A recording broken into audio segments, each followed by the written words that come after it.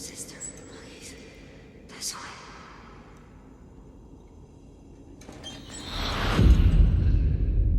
Hello. Welcome everybody. I know I hadn't done this in a while, but I'm going to try it again and see if I still got it. I'm joining my friend Augie, who hadn't been here in forever, because I don't know.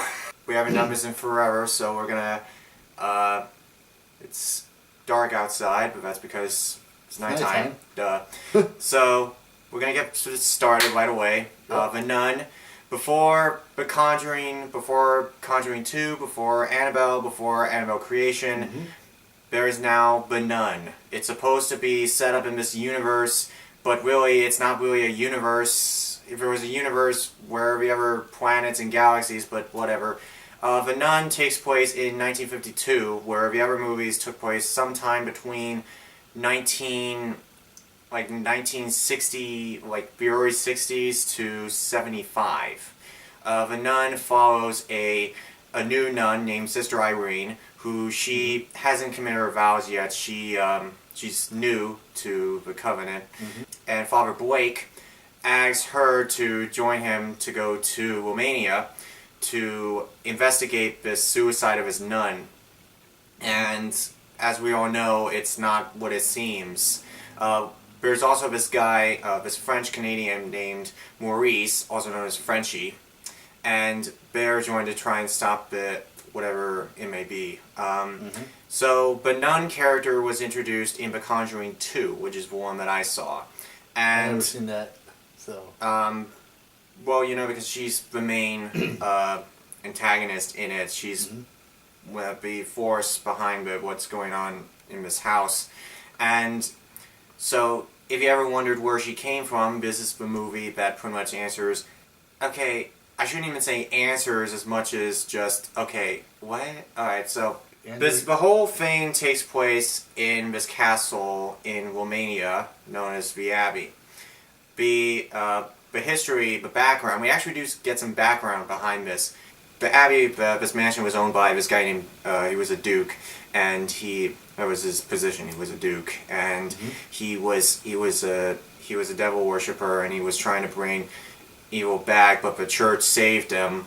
The church saved him from doing anything worse. The church contained the evil again, but after World War II and the fact that it was bombed, it was open again. And so now we actually do find out who this nun character is. This nun character is not a person who's possessed. She's not a hallucination. She wasn't really anybody, really. She was a form of an evil that was inside this castle in Romania. This nun character is now just a shapeshifter. Yeah. I'm like, that's it? If you really think about it, the nun's backstory is kind of on the weak side. I expected more like an in-depth analysis over how she got that way, why is she this way, just why, how could this happen, like what is the background behind... What possessed her to act exactly, what transpired into it, but no. So, Sister Irene has a pretty mediocre backstory. She wasn't treated well as a child, and thought she was crazy. She was seeing images, and we find out that those images were actually God himself trying to say, okay, you need to be a miracle worker. You need to, well, maybe not a miracle worker, but but your job is to save, not to... Save the souls. Save the souls, be rid of evil, let this place be holy again, that kind of thing. And Father Blake has an interesting backstory too, to where he did an exorcism on his little boy, but it turned out that this boy died as a result of the exorcism. But one thing that interested me was because, okay, so this is exactly like the exorcism of Emily Rose. In that movie, it involved a woman who was possessed, and at the end, she dies as a result of the injuries, and that led to a whole court case. I really thought this movie captured a little bit of the original Exorcist from 1973, and a little bit from The Possession. The Possession, in case you don't know, is it was inspired by an actual event of a box that was found that had bad stuff in it. Yeah. And this girl got possessed, and you know this whole thing. Yeah. So, But anyway, it was similar, but I didn't think so because the contrast and what happens are wrong. Yeah. Different scenarios, different events, all in one. It was just completely different. So. yeah. Oh yeah, that's right. We didn't talk about Frenchie. Okay. Yeah, Frenchie. Guess what? There's a reason why we didn't talk about him much because he literally contributes nothing. Yeah. That was what I didn't like about the movie. He contributed nothing. Yeah. He was basically just the only reason why he's there is because in one of the Conjuring movies, I don't remember which one because I only saw the Conjuring 2. I only saw Conjuring 2. I don't remember which one it was, but one of those two, the first one or the second one, had somebody named Maurice who was involved in an exorcism. That was it. That's the only reason why he's even there in the first place. Yeah, and to his credit, it does tie that knot in a little bit, but it's very loose. And so, the notion that he would be involved in this whole thing, and then he's played for comic relief. Mhm. In fact, during the last, I think, 20 minutes, he was a center focus, and the theater was laughing. wow, yeah, I know. And It wasn't funny! It wasn't funny! I know. And This was not a funny movie! it was like It would be funny if you were watching something like Young Frankenstein or Dracula and Son, which nobody knows that movie. It was a horror comedy. If you were watching something like that, then yes, you have every right to laugh. But this was clearly a straight-on horror film with a character that was a comic relief and did nothing to the story. yeah. And the strangest part I noticed is that all the sisters were in the church praying in Portuguese, I believe. I know like the story used to take place in Romania, but I think the language that they were praying in was in Portuguese. It actually, on the whole, is a good movie. You should go watch it. Let's just cut to the chase. You came here for scares. Are they scary? Yes and no. There are times where it's really atmospheric and really creepy. Like, there's a scene involving a cemetery with like fog and stuff. That I liked those parts because it reminded me of like a horror film from the 40s. They used that a lot. They used the cemetery with the gravestones and the crosses and the fog, atmospheric horror. Love to see more of those. Yeah. Please make more of those. I liked to know more information about the nuns themselves, the ones who still reside in the abbey themselves. They have to pray over and over and over to contain it. Yeah. They have to pray constantly, and they pray in Portuguese for some reason. But the thing is that they pray all the time so that whatever's there doesn't get out or get worse. Yeah, it contains it. It contains it. Right, and like I was thinking to myself, okay, in the other movies, they always try to get it out. You know, you've seen these, The Exorcist, the Conjuring Possession. 2 at least, The Possession, yeah. They always try to get it out, but here the nuns kind of, I don't want to badmouth anybody, but they have more faith in trying to keep it away from them and the outside instead of trying to rid it for good. Even in the Insidious movies, they tried to do that. I think to me, what made this movie good was its atmosphere. Every time that you go in a corridor, you don't feel safe. In a horror movie, that's what you're supposed to do. As somebody who appreciates the art of good horror films, I can tell you this. In horror films, what you're supposed to do is be either really creepy or really scary. This movie was more creepy than scary. There are times where the scares, you kind of know that they're coming, There are times where you kind of know that, okay, there's a mysterious shadow here. You know what's coming. Some scare is coming. Like where Irene's in this prayer room with with a cross and Jesus and everything, and then it's like there's this shadow of what appears to be a nun, but the nun's not really there. The nun's only seen through a mirror. Yeah. And you kind of know what's coming anyway, but actually, there's one moment that freaked us out. It was the part where Father Blake. Yeah. He goes in. He's talking with this nun named Alice, who she's really creepy. Let's just say that. Yeah. We're not gonna spoil her character. And then all of a sudden you hear like when you wake up in the morning and you're stretching and you feel like a crack almost because you're stiff in the morning. But anyway, so you hear that sound, and then there's like a cross underneath like the black outfit or whatever, and then he reaches over to grab it to see who she is, and then all of a sudden, boom, she like pops out, and oh my god, I was so... That part freaked me out. I didn't think about what happened. I thought I was gonna see like a dead body or something, but no, that was intense. I mean, yeah. So the scares, some of them work and some of them don't. But in something like in modern horror films, that I kind of expect that at this point.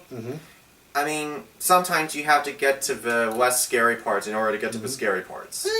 I would say The Nun was kind of it was a good movie, but it should have had more jump scares. I would say that. Yeah, but it's gonna get very old very quickly if your whole movie is just nothing but jump scares. Jump scares are not scary. It's not anymore. You know why? Because jump scares are used as a way of enhancing a mood, not always your first option to scare people. Yeah. You only use a jump scare when the time is right for something unexpected to happen. We'll get a movie, say, The Fog, for example. In that movie, there's a scene where Jamie Curtis's character is talking with this one guy, and then there's like a closet behind her, and then it's like, okay, so she's talking, and all of a sudden something happens.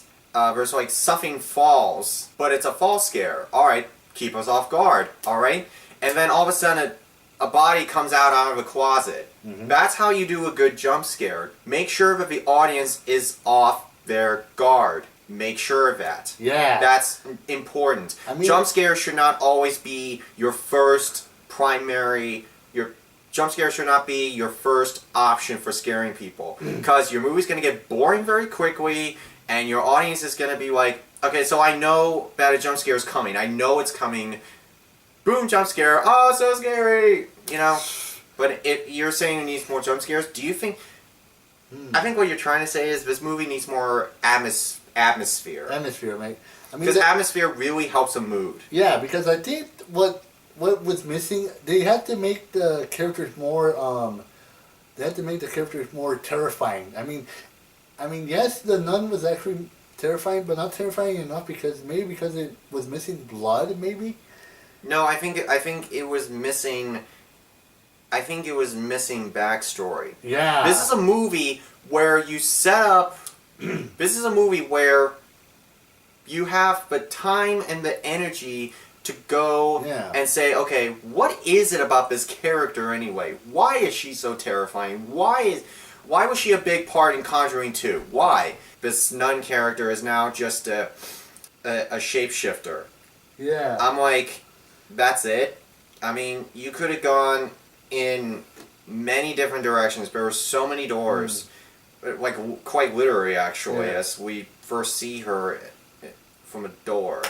Through a door. I don't know, I just expected a little bit more. But what I did get, I was fine with. As long as there was something. I don't care about...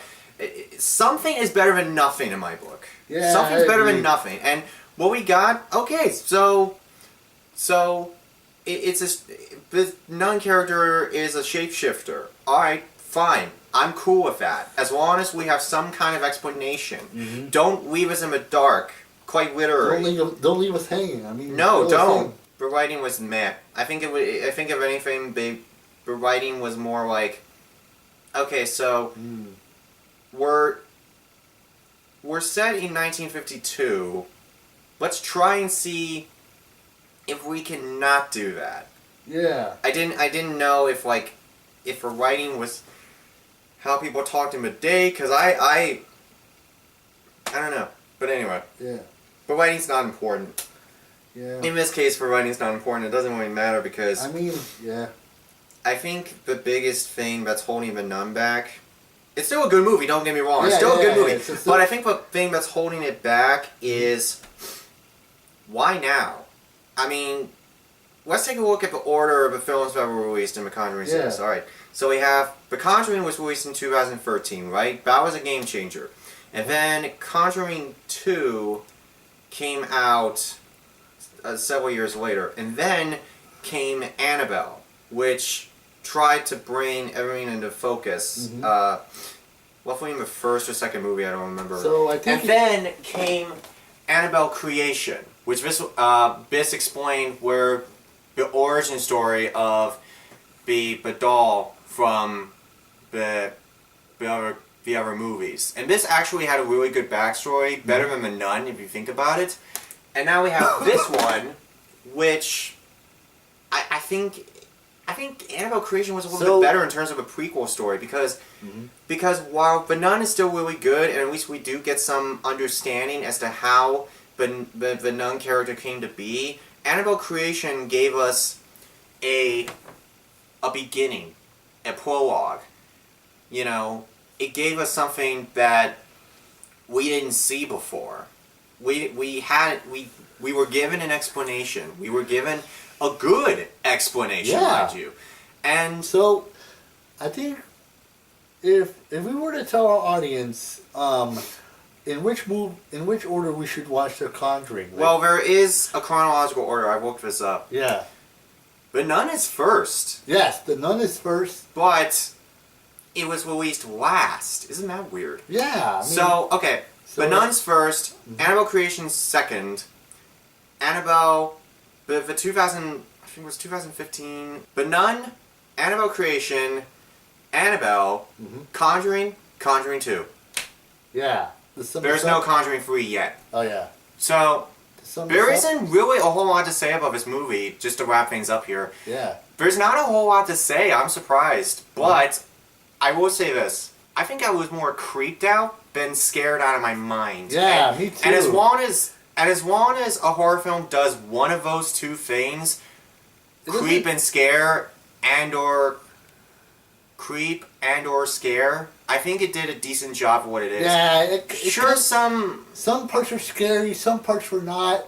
But overall, I liked the atmosphere. Yeah, I did like the pacing. The comic relief is a little annoying, but you can forgive it because that's not really the main focus of the movie. So, I give it a 4 out of 5, despite its flaws. 4 out of 5. Same with you. I agree. I mean, it could have done a little bit better, but, I mean, it should have been more scary. You should have made the characters more terrifying looking, but, what the hell. If you want to see this movie, get with Please do. Get with one of your friends, family members if they're interested. So yeah, I recommend this movie if you're interested. If you're at the Conjuring franchise, you should totally watch this movie.